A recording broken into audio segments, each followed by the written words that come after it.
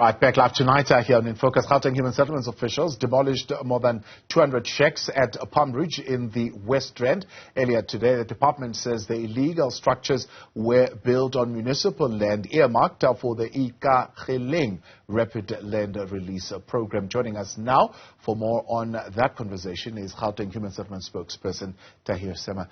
Tahir, good to have you, and thank you very much for your time. It's an ongoing matter of occupation or invasion since December 2022. How did the folks there get hold of these government stands? Good evening, and thank you for having me. It's a good question. The people who had invaded the land that we own are coming from the nearby informal settlements in and around Palm Ridge. So some of them had been misled by unscrupulous individuals who had either sold them the land or who had promised them the land as part of some deal or the other. However, it was unfortunate that we had to evict people eventually. And even when we tried to negotiate with the community, we did not make any headway.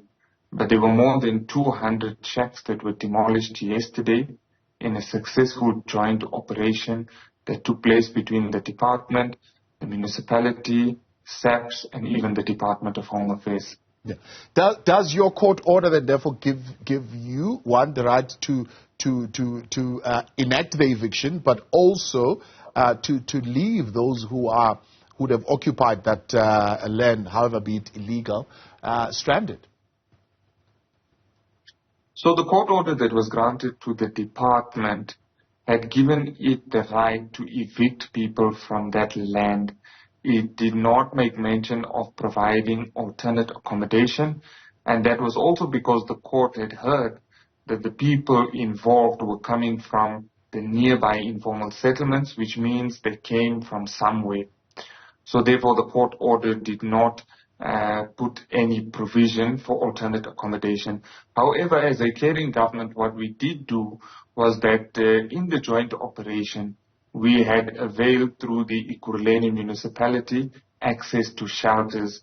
We had also worked with a local NGO in the area to provide trauma and counseling for those who had needed it. However, the entire operation was conducted successfully without any incidents. Yeah. Why did you have Home Affairs there?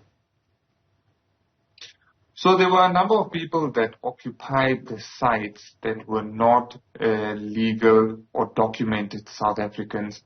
And so Home Affairs was brought on site to assist those that may have needed additional support.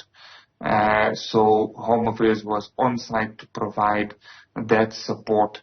However, it's something that we don't necessarily get involved in with as a department.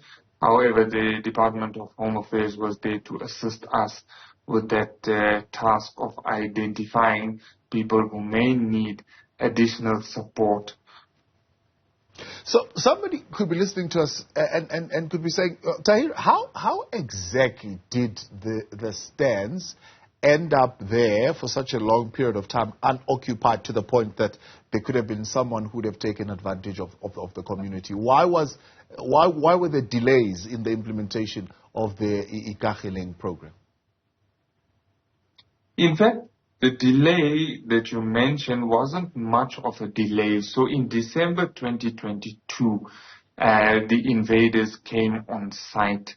And then in January, we had already started the court proceedings. But what usually happens in our Ikageleng land release program, we take a raw piece of land, subdivide it, and then install services on it. So between the time that we purchase the land, which is a procedural bureaucracy, and then installing the services, there is naturally a time delay that does happen.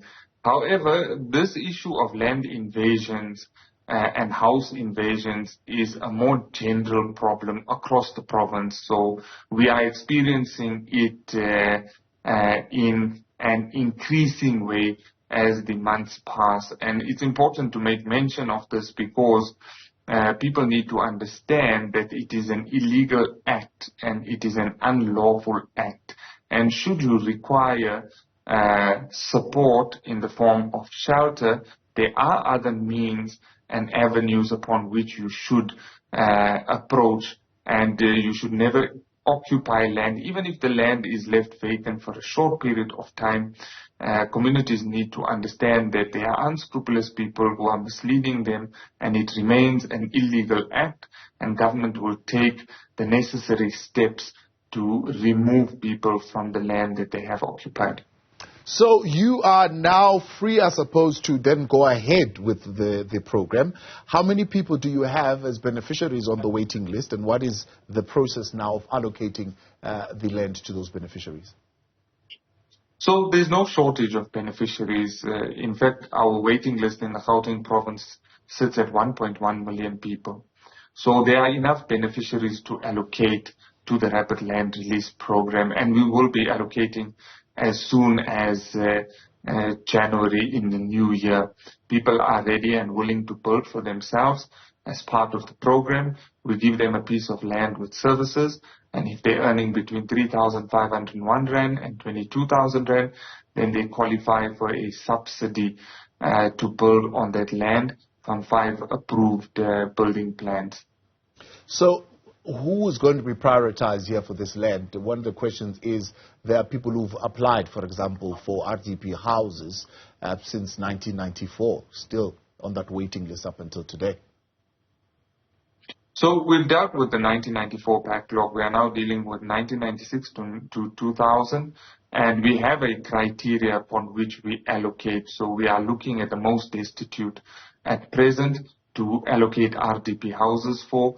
We are allocating to those who are elderly, child-headed households, and those with disabilities. In terms of the land, we go to our database, and those on the waiting list, we put out a call to all of them, and we say, look, if you don't want to wait for an RDP house, since the waiting list is long, and if you have the ability to build for yourself, here's an opportunity. So people get the opportunity to opt in for the program. But all the beneficiaries are drawn from our beneficiary waiting list, which we have, and there are beneficiaries there that are ready and willing to take up the opportunity. In fact, the opportunity has been oversubscribed.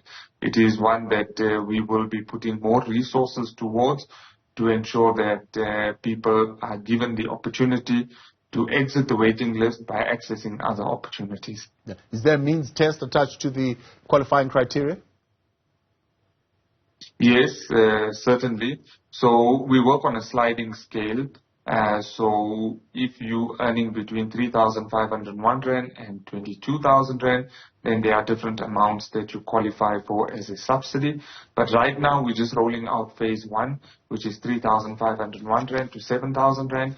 You get a piece of land, and then you can apply for a different subsidy, or even take the title deed that we give you and use it as surety and apply to one of the banks for a home loan to build a house for you. But it is a regulated program. We've got a number of criteria attached to it. Even the kind of house you can build, you can't just build any house on it. And we even give you a time frame. You have 5 years to build your structure on it, and we give you 5 approved plans to choose from, so that you may build something that is in accordance with the necessary laws and standards. Tahir Sema, appreciate your time. Thank you very much for coming on, speaking on behalf of the Gauteng Department of Human Settlements.